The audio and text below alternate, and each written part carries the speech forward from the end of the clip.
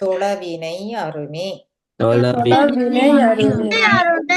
திருக்குறளை ஓதினால் உயர்வு கிட்டும். திருக்குறளை ஓதினால் மனமாசு நீங்கும். திருக்குறளை ஓதினால் பண்பாடு தானே வரும். திருக்குறளை ஓதினால் தெய்வ நிலையே அடையலாம்.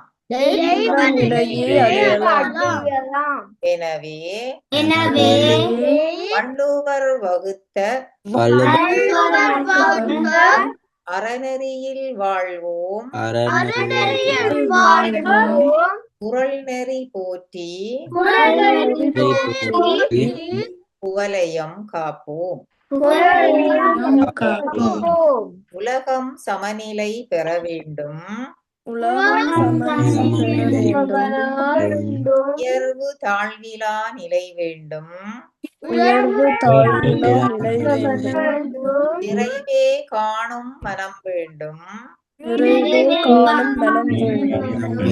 இறைவா அதை நீ தர வேண்டும்.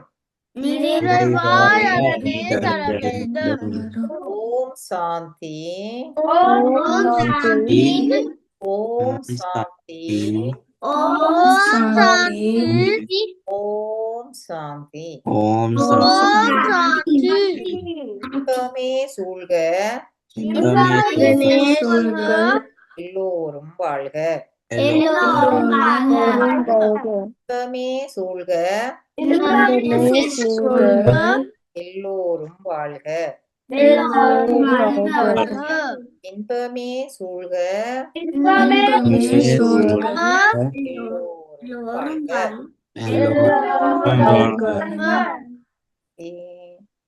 நாங்கள் திருக்குறள் எந்த அதிகாரம் படிச்சு கொண்டிருக்கிறோம்? 10வது அதிகாரம். 11வது அதிகாரம். எத்தனாவது அதிகாரம் பிரித்திஷ்?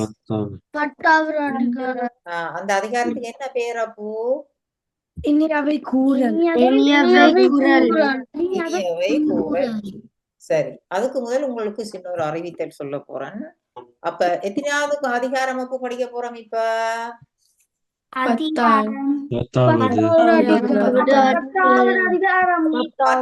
அதிகாரத்துல என்ன அதிகாரத்துக்கு என்ன பெயர்? இனியவை கூறல். இனியவை கூறல்ல எத்தனை குறள் வரையும் படிச்சிட்டோம்?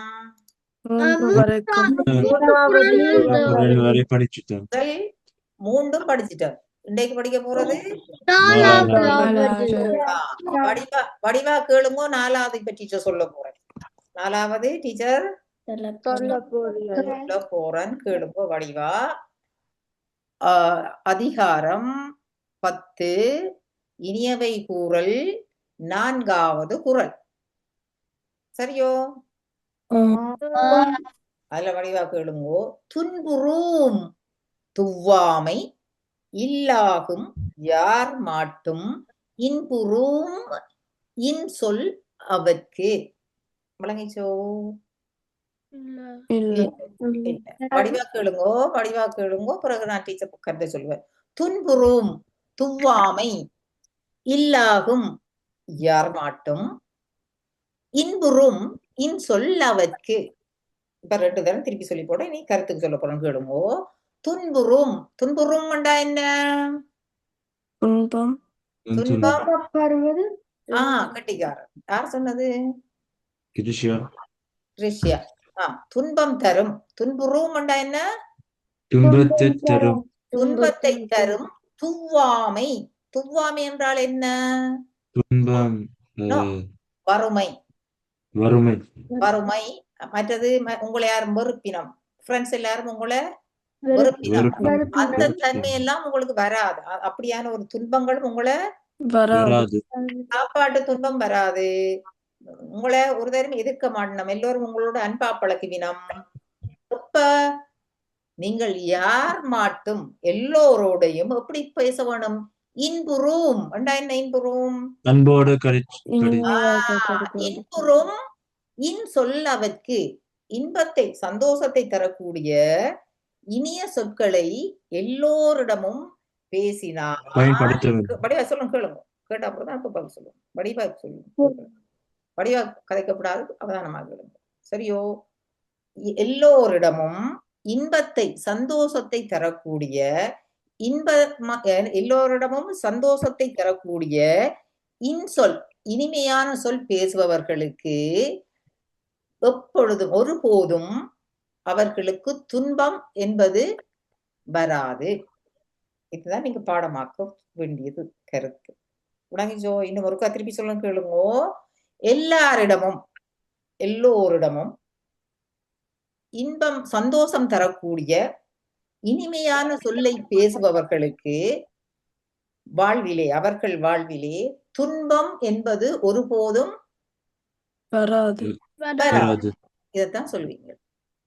அப்ப நீங்க துன்பம், அதாவது நீங்களே யோசிச்சு பாருங்க. ஒரு ஆக்களோட கோவிச்சு நீங்கள் அவையில கொண்டுமே உதவாமல் அவையில எப்போதும் மனம் நோக வச்சீங்கள் என்றால் அவையிலோட உங்களுக்கு என்ன வரும்?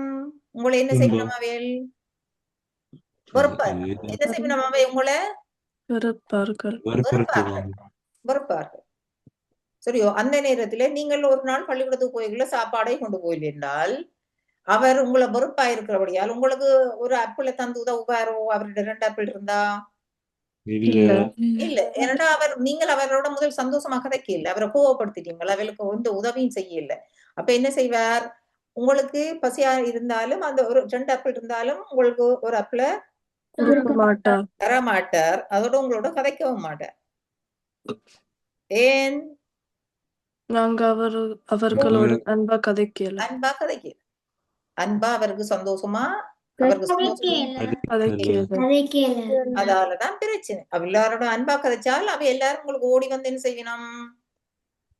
உதவும். அப்ப அதால உங்களுக்கு வறுமை வருமோ? இல்ல. அவ்வளவுதான். திருப்பி ஒருக்கா சொல்றேன், இனி உங்களுக்கு மனதில் படியும்.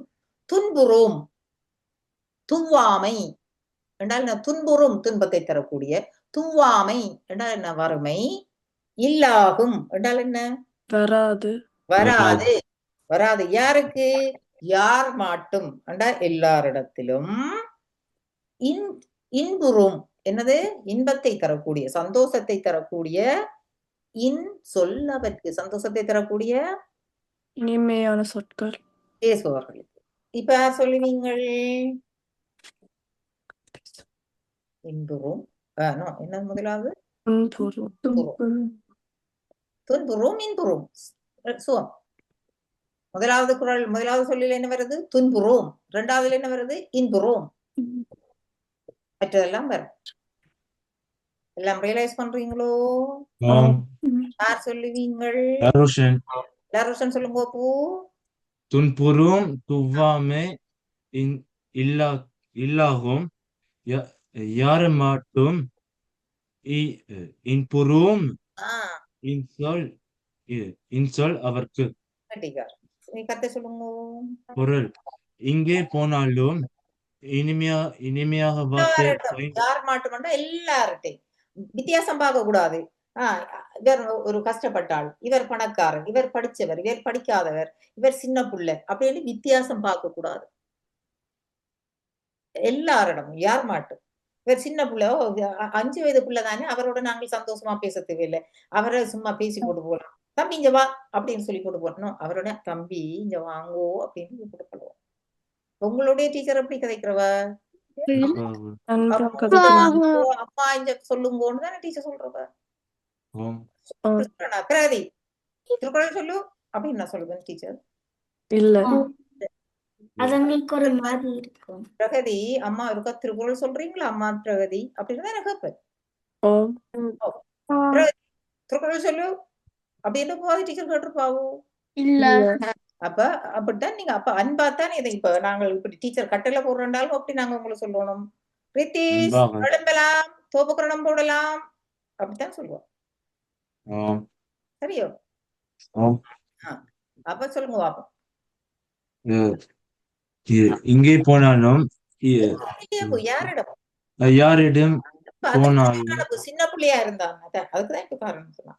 சின்ன பிள்ளையா இருந்தாலும் உங்களோட எதிரியா இருந்தாலும் உங்களோட நண்பரா இருந்தான்னு யார் மாட்டோம் எல்லாரிடத்துல விளங்கிச்சா?